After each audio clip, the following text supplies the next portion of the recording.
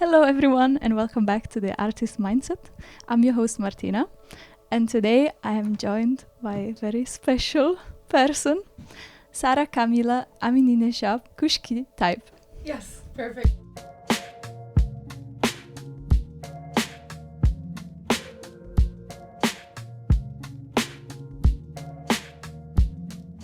She is a gallery owner, curator. Yeah, you can have your microphone. Should I take it? And leader at Kunsthus TESE. Yes. Yes. Welcome. Thanks. How are you today? I'm feeling in a good mood because I'm with you, but my eye is hurting. That's just sometimes, being human is like you can't really stop working when you're doing art projects like this. But but luckily I don't have to flirt with my eyes in this interview. Well, today I wanted to talk about many different things. I wanted to talk about your life, get to know you better and your artistic journey and journey as a curator. And I would also like later on to talk about the art scene we have in Aarhus. We met 3 years ago, almost 3 years ago now. Yeah? Yeah, it was in 2022, if you remember. I remember meeting you, but I'm not super well keeping track of time, but it seems right. Yeah. Me neither. I was just reflecting about that because I was thinking, how did we meet? We met at the R.A.R Residency. Yeah. When we did the exhibition in your gallery. Yeah, like Reykjavik, Aarhus, Riga thing. Yeah. And was there something that stood out while the residency? I don't know if you ever had like this kind of wild pop-up exhibition done in your gallery before, actually. I have worked with pop-up exhibitions, group exhibitions before, like in numerous ways. But I think this was a bit special because I wasn't curating it. Normally I curate, like even when people curate in my gallery, I still curate the artists in a way, or I curate who gets to curate in a way. And this time it was completely off my hands. It was R.A.R, Sophie, Vivian and Jimmy. Yeah, I remember. Hosting it, and they were the ones who had been in contact, reaching out with different artists, and I completely trusted the judgment of that project, so I feel really good about it. But there was also something about lending space to other curators who normally works with a bit more less curated, I would say, or curated in a more rough way to do the process conceptually and not only the result. And I really admire that, and I want to platform that again if I get the chance. I think the project in itself is super important, also bringing people closer together. So what's not to like? I was completely down immediately when they pitched it.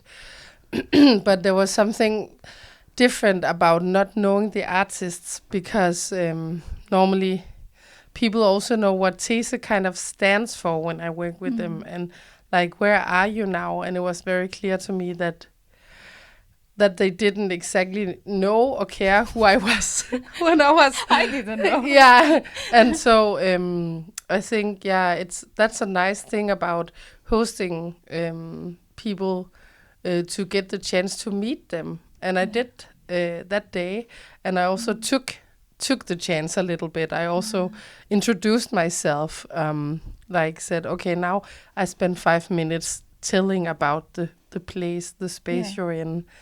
And I also got the chance to having conversation with you and the other artists in the project, and that was really lovely. I think it was a a great group of people.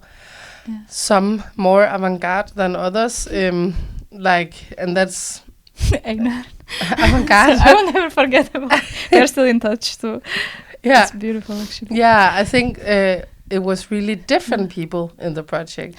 And also, sorry to interrupt, but we were also very different, like medium-wise. Yeah, also that. Because we had people that done like performance or visual arts, like me, but then we had also dancers or musicians. And I love that. I care less about media. Yeah. I care more about the nerve, and I mean the nerve, the bravery, the what do you want, the source from within, kind of. So my thesis theory is kind of that that it's less important how you channel your conceptualism and originality, and more about that you do it. That you do find that voice, that source to let out what your reflections are about and what they concern in your own true way. So it's more about authenticity than only paintings or only dancing. I really enjoy what that R.A.R project was about, because it was about creating dialogue between everything, not necessarily super structured, and I also enjoy that, but in my opinion, not having a structure in a cool aesthetic way demands structured, not non-structure in a way. I mean, I think, as I understood, and that's why I really enjoyed also that residency, first of all, I felt really welcomed and supported, and I think it ties very much also to you welcoming us. I think it's very brave, but I always felt like really welcome, you know, and I felt really grateful to like, wow, I'm in a gallery. Yeah, that's one thing, but also it was really clear that we were focused more on like the connection and what we can create together and experiment, rather than like it has to be a final exhibition and it has to be perfect. And I think that was so empowering and important, and it helped especially me as an artist to like start doing something. I don't think I would be here if I wouldn't, because at the time I was studying sociology and pedagogical science, and I love art and I had it in the back of my mind, but I didn't have the freedom to express myself as freely as I did in the residency. But I think that's the project .R.A.R. that were the strength of that project, because the people hosting it are really, really talented in seeing artists, seeing people working, facilitating, having human relations, connections. They are super talented in that direction. Me as a curator, I think that it's very important to both remember presenting a product from an audience that don't necessarily know you and have been like a part of team building and feeling safe and all that. So to me, having like a public platform that hosts art and aesthetic is something I take really, really seriously. So not seriously in a way where you can't have fun and experiment. I think that's something you need to do, actually. It's not only a freedom, it's very important for the project, for anything. But I think it's a fine balance between caring about your internal process and presenting a product that also not loved ones should get their own interpretation of. And I think this project was quite chaotic, but also very interesting conceptual art. So I actually really enjoyed the art pieces in the end. The process made me a bit nervous, to be honest. But I think that's why, because the process was very much about this exploration and experimentation, so we didn't know until the last minute, like, what are we going to do? So I can totally understand from, like, if I imagine having a gallery and then it's like, so what are you going to present? We don't know yet. Like, I put my stuff together the last day. Believe you me, also I've been working with a lot of upcoming and also like experimenting underground artists, and I really enjoy that. But sometimes I also learned, because that has never been my role, you know, to be the strict one. I'm an artist myself, and I grew up being super curious, creative, and so on. So that has never been. I have never been the adult one in the project, or what do you say? But I learned and I grew with the role that artistic freedom and expression needs also to have boundary. In Danish, it's the benspænd. It's like, you know, the avant-garde period in Denmark. Jørgen Leth, probably you heard, and Lars von Trier. They worked, and many more amazing artists. They worked with different dogmas, like dogmatic rules within art.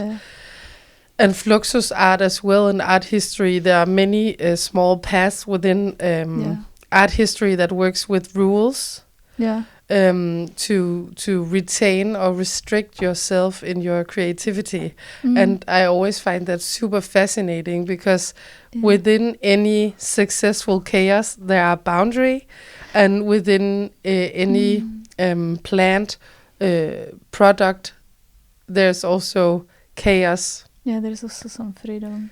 I think there should be like respect for both sides in a way. I mean, I think it makes sense, because it's always a balance of, you need the freedom as an artist, but you also need to keep yourself accountable to like deliver. Yes.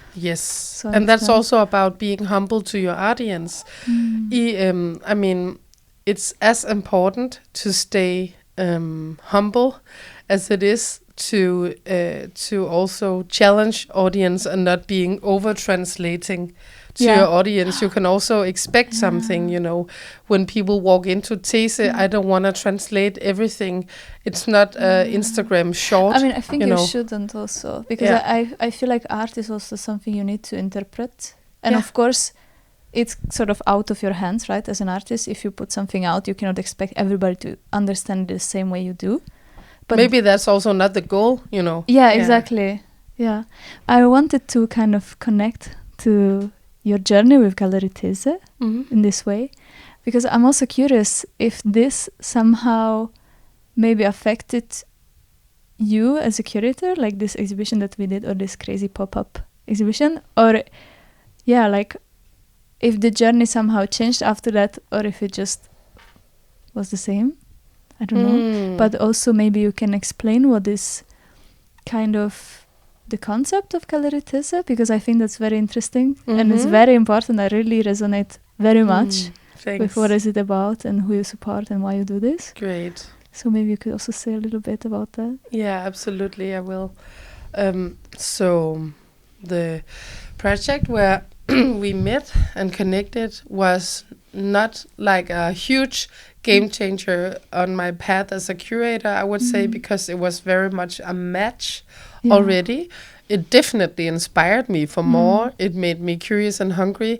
And I think you can't really go through anything without learning something. And refining, both as a curator, a facilitator, and a collaborator. I think building TESE as a platform allows me to try on so many different hats. That's amazing. And I think that this collaboration was meaningful on a value-wise manner. It matters to me to platform different kinds of artists and not necessarily like super established artists. I work both with artists from the academies, both nationally and internationally, but I also especially enjoy working with like not super established, not super refined artists, still trying to find and build a voice of more authenticity. Some of my favorite collaborations has been with people still kind of scared to become who they are. And my role has been a guidance, and also like that's where I connect super much with my motherly energy, I think, talking to not only like motherly, but also just like loving other people really from a deep place. Like, like this supportive role, no? yeah, like I feel like there are so many aspects to what I do that I really, really love. But what I'm really truly in love with is always the human connection, and to be so privileged to understand and be let in to another person's vivid imagination and universe with the art they have. It's like it's a whole other level of trust. And also I want to push it so that we don't make it super safe. I think that's a bit rad, if I can say it myself as a curator, to also insist on a psychological connection with the artist you're working with. Like, for instance, I think it's always a good example. My collaboration in the early phase with Lot Winter, who is a painter here in the house. The now TESE house is super exciting. But like 5 years ago or 6 years ago, we didn't know each other. We weren't like friends or anything before, but we were connected somehow. And we ended up having a conversation about a solo exhibition of her work. And when she came into the gallery, she was I think she was a design student graduate, or like took a break from the design studies or something like that.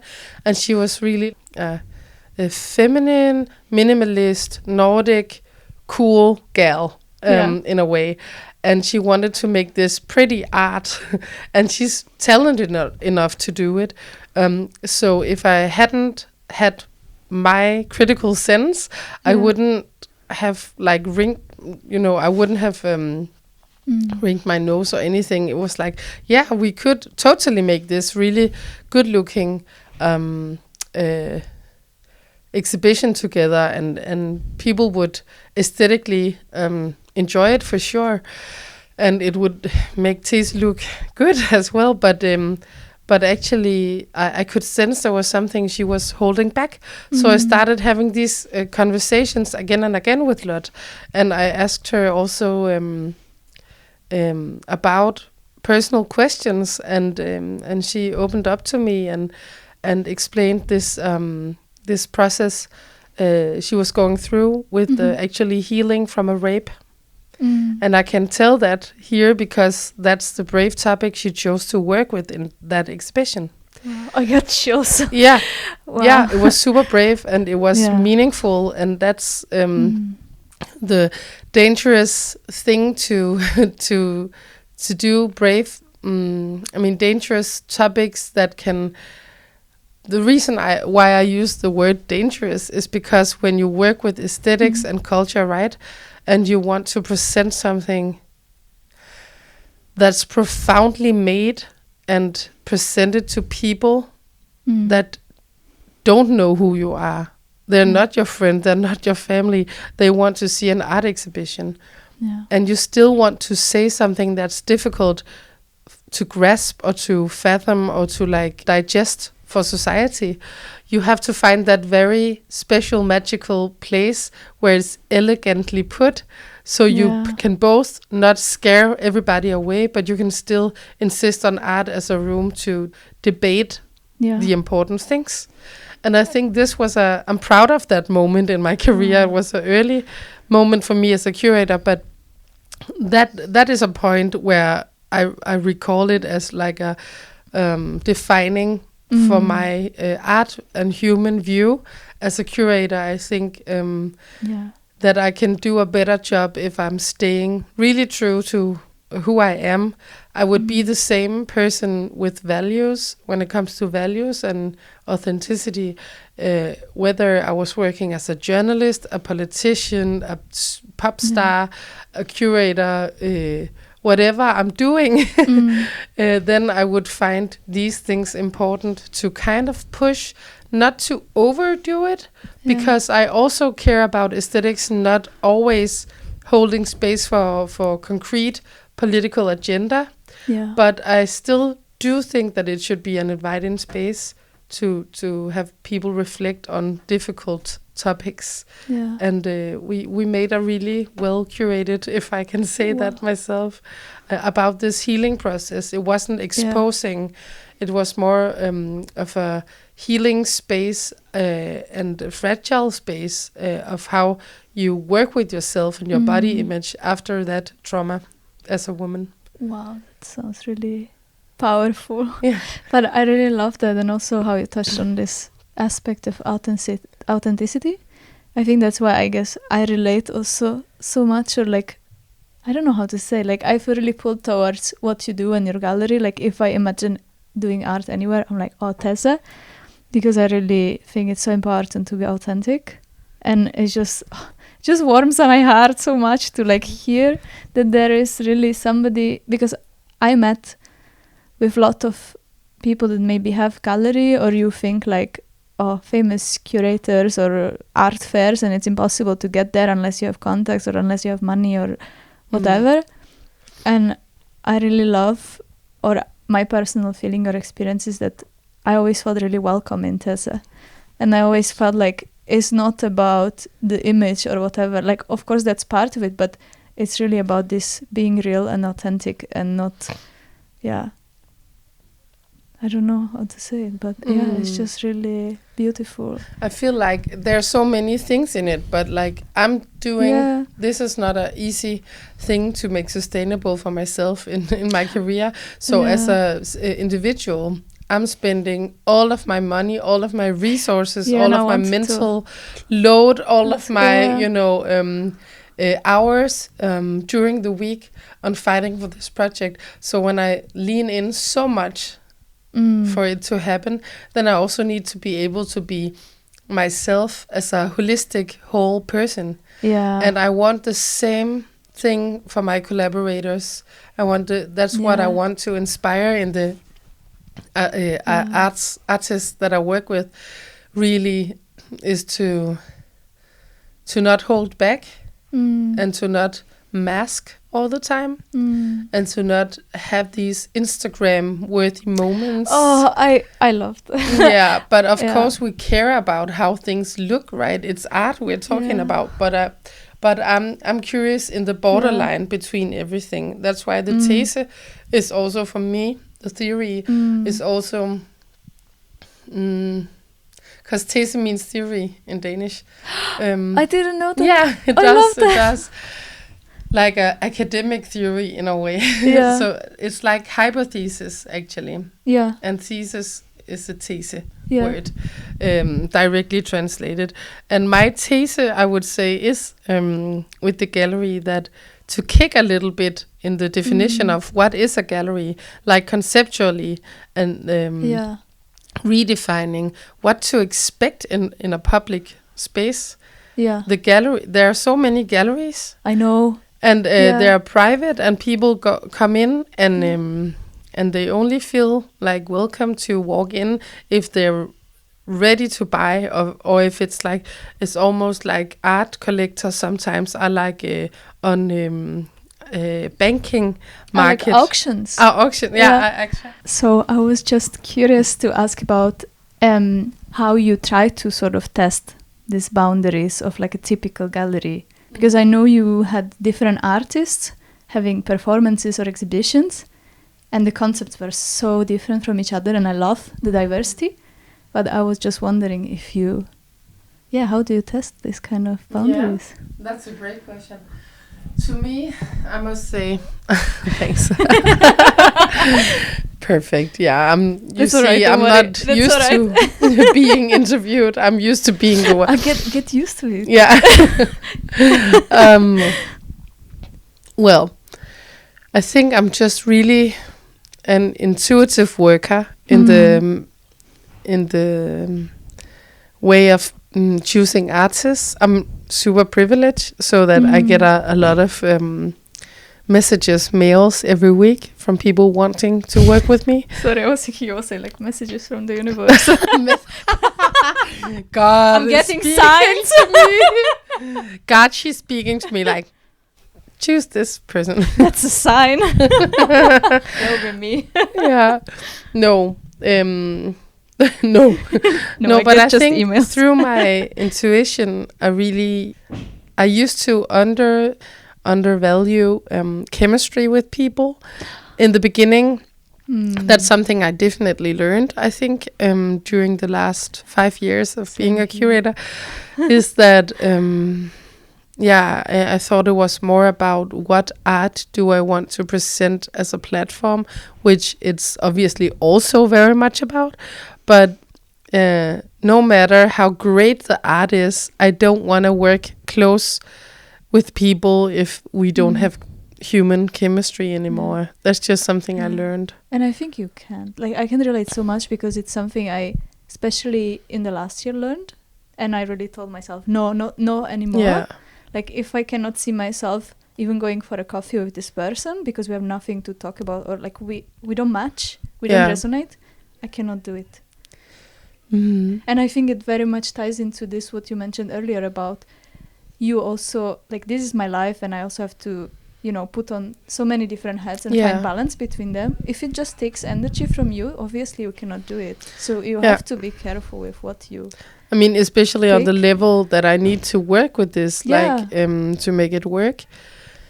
I think it's about pushing a little bit on how we define professionalism. I think my take on professionalism in my life is to have honest relations with people. I have the best advisory board I could dream of, and I do get advised not to become friends with my collaborators, and that's a promise I can't keep for sure.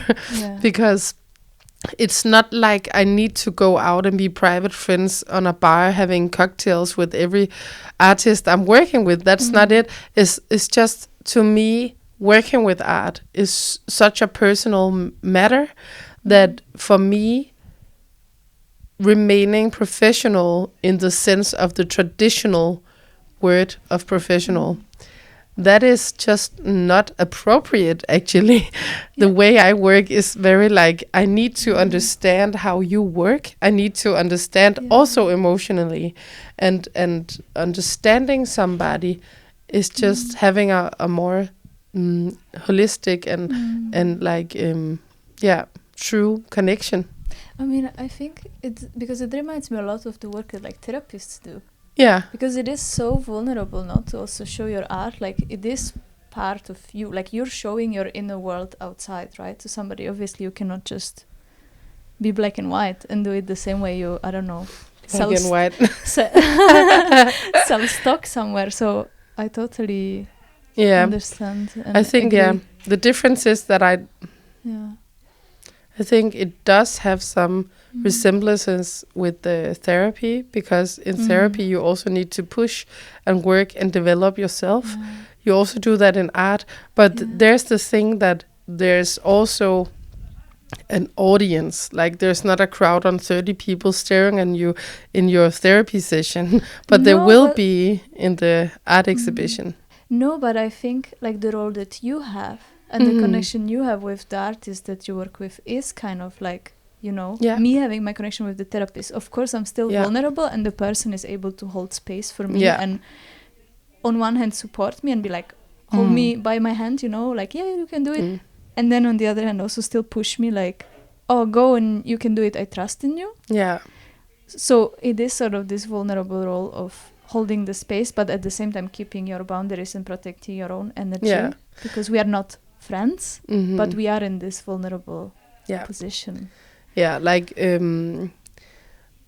many of the artists I have been curating for and working with, they tell me, they also know each other, and they say that what they've been talking about, they enjoy mostly about working with me, is the level of trust that I show them, but also a push.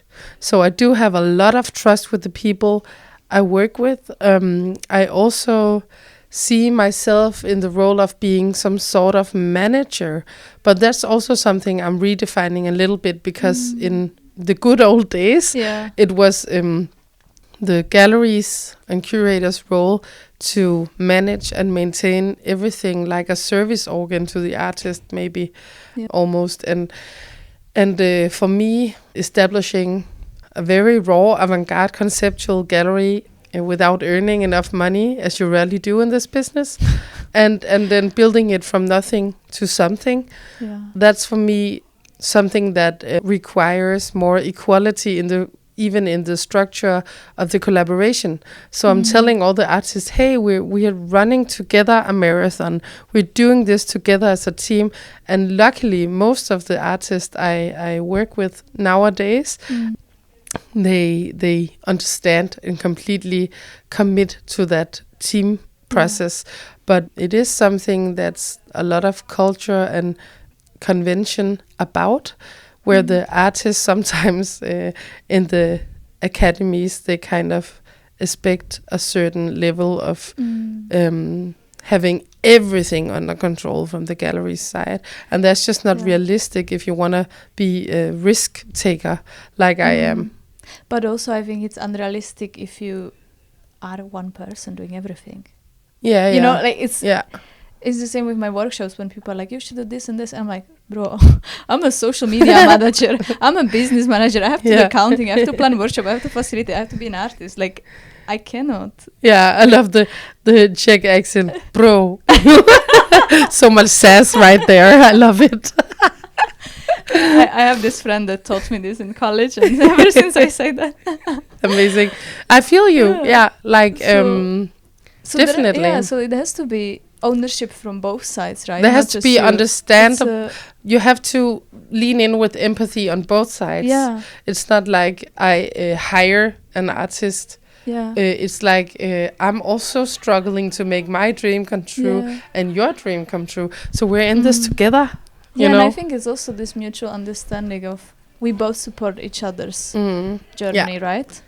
Exactly. So, yeah, I guess that's very important. But it's also what makes it difficult to remain, traditionally speaking, professional sometimes. Yes, but you know, it's so good you mentioned that, because I wanted to ask you, like, how do you see it change in future, or hope it will change in future? Because it's very clear from what you just said about, like, the traditional artists, or I don't know if that's the right way to call them. Yeah. If I imagine somebody studying at the Kunst Academy and then coming to you, it's very different kind of approach and expectations and experience than like some artists like me, that I feel like I'm this punk underground whatever artist that is like self-made.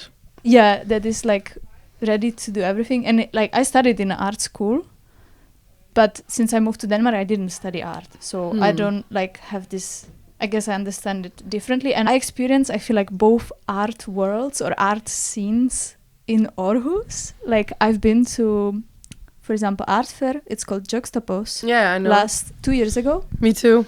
And I met so many... And I'm going again this year. That's amazing. Yeah, mark your calendars. in August.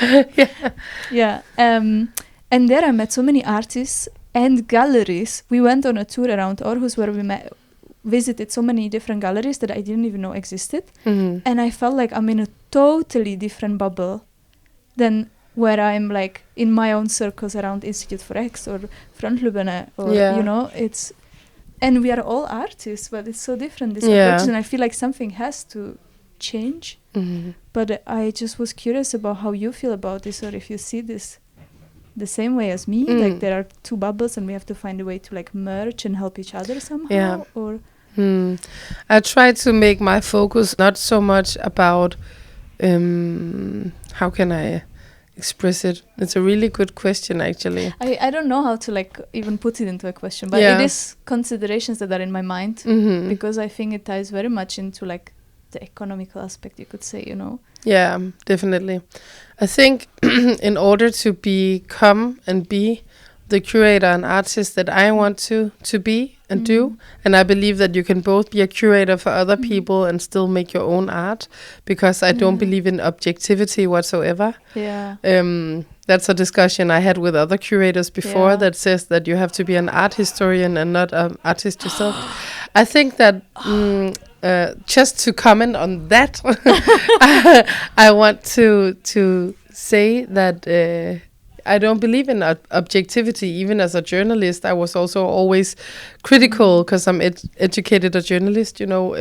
Critical to the wave of thinking that you can make objective journalism. It's like just confront yourself with your biases, for God's sake. And I feel like the same with art. My responsibility, however, is to be very aware of what biases I come into and enter the conversation with. And that, I think, is something to be taken seriously, but not to try and be objective. I don't. That was another but debate. I think it's a really good point about creating your own art or creating art yourself and curating other people's art. I think it's very important, or at least for me, it logically makes so much sense. Okay, I do this thing myself, so obviously then I'm able to guide people more on their journey, right? It's sort of feels like when somebody is like a coach, you know, for other people, it's like obviously they also have to practice the thing, right, to give input. That's a good point, actually. So to me, of course, you have to have knowledge and know about history and what happened. Like, I totally understand and agree, but how can you sort of preach without practice, right? Exactly. Completely agree. So and but back to the thing you were, because I also remember seeing a coach once, and he didn't also like the guru culture arising. But okay, so you want to guide a meditation, but you have no connection with your subconsciousness yourself or whatever. It's like I don't believe it. But according to the political agenda on making a better circumstance for as an arts person, I think it's nice to have a community. I think it's important to care and to also reflect and meet your own identity in these aspects. But I also try to be honest, and that's not a very popular opinion perhaps right now, but I also try to make art exhibitions not focusing too much on political agenda, to have the culture. For me, at least, culture and art is two divided fields in a way. I haven't thought about that. Yeah, I think that culture can be culture, art, and politics. Is everything, but I do feel like things are getting mixed up. I also heard people say, I'm an artist, and then you ask them what they do, and they say, oh, I do music. I'm like, really? You cannot say you're a musician? Like, the same way. It's just terminology, I feel like. Yeah. But I do agree with you. I also talked with another artist recently. I don't agree completely with that statement, though. I do think that musicians... No, I agree. Artists, like, music is art. But it is misleading to say, introduce yourself as, I am an artist. And then... But I also know that you should not assume automatically when somebody says, I'm an artist. Like, also you paint. Because I also met so many times with that when I introduced myself. I think it says something about how you see yourself, which is interesting to identify as an artist, right? Yeah, that's... we should do another talk about that, because it's such an interesting topic. But, what did I want to say? Sorry. Yeah, about this art and culture. Like, I have another question, if you are finished with your thoughts. They are never ending, so just go on, please. Because I do feel like now a lot of, if you want to, for example, get funding or support, like financial support, you have to, what's the word? Oh yeah, the FN requirements, the FN goals is whenever you apply for support, because the art scene by political force is kind of being held responsible to help the climate change and the inclusiveness and all these things now. And I agree with all the causes. Absolutely. Of course I want better climate. Of course I want, minority people to feel a safe space in public art spaces. Absolutely. Like, why wouldn't I? I really care about it. But I also think that something happens, something is switching when you want to make an exhibition, and the way you can get support from the state's art fund, for instance, is by having these focuses. Then the political scene is kind of making it about money that goes to art should be held responsible to the political goals, and there goes a freedom, like a curiosity, because you can actually work on these agendas without being so over translative about it. You know, I agree. It's too rational. No, but I think maybe it's a harsh opinion, but it's just the opinion, so please keep in mind. I think it's unfair to put this responsibility on artists, to be like, okay, we give you money if. Don't put it just like... Yeah, I don't know. I think personally that, and we're just jamming here, right? Yeah. But like, I just got this reflection that art is soft people often caring about the emotion. If you look at go down history, then you can see that the people caring about people are caring about art as well, mostly, right? And then of course there's a time in history where blah blah blah, not everybody cared for other people, but to me it's like giving the humanists responsibility for fighting the human fights on behalf of all of society, instead of looking at the banking world or like looking at, other fields of market. And what I wanted to say is that aesthetic is an intelligence of its own in its own right. So making that about rationality is kind of reducing our need for that intellect. Yeah, you totally took the thought out of my mind. It's I was thinking totally the same. Yeah. I was having a beer with a close friend of mine yesterday, and we were at Café Vestergade in Vestergade, and he's from Chile, and we were just discussing art, like philosophy, and what freedom is within art, actually, and something I kind of talked myself to the point of realizing, is my opinion, is that if you have like logical sense, you have like rationality, you have emotional intelligence, and you have sensuousness, then you also have aesthetical intelligence, and those might overlap, but the aesthetic value of its own, like poetry and like sensuousness, that's also the Orange installation with Josephine Marquardt was about, and many of the artists I work with actually is about embodying that poetry, and if that was a value in its own right, and not only like words or thoughts or money or something concrete. But I think that by making artists responsible, just to coming back to the point of fighting those political rational fights, you're actually kind of performing a certain reductionism and pulling it down over the aesthetic intellect, which should be valued in its own right. I agree. Oh my God, I couldn't agree more. Mic drop. No. No, but it's amazing. No, it's expensive equipment. It's not no. No mic drops here.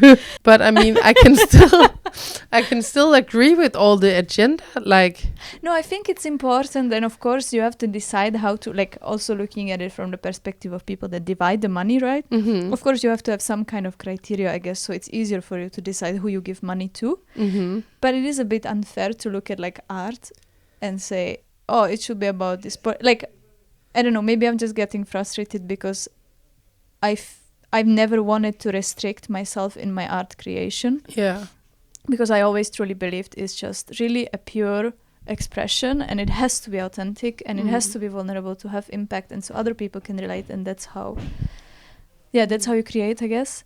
And if it's me applying and I see that they just give me money on materials, I'm like, No, like, why? Give me money for food, pay my rent. Yeah. Like, I don't need Yeah. luxury. Mhm. But if I know I have roof over my head, I will find the materials Yeah. somewhere, and then I'm actually even more political because I'm using trash to write instead of being it burned somewhere in landfills. Like, I think we need to make a part 2, actually. yeah, I think we should. I Yeah. think we should.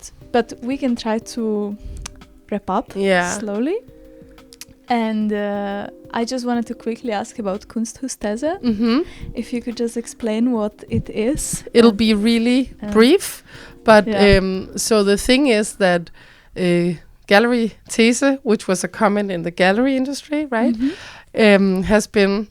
I have been so lucky after running that for 4 years to get the opportunity to move into the old dentist clinic in Graven as a cultural director, recruiting my own network and new artists and entrepreneurs that I seemed fit, like a good match.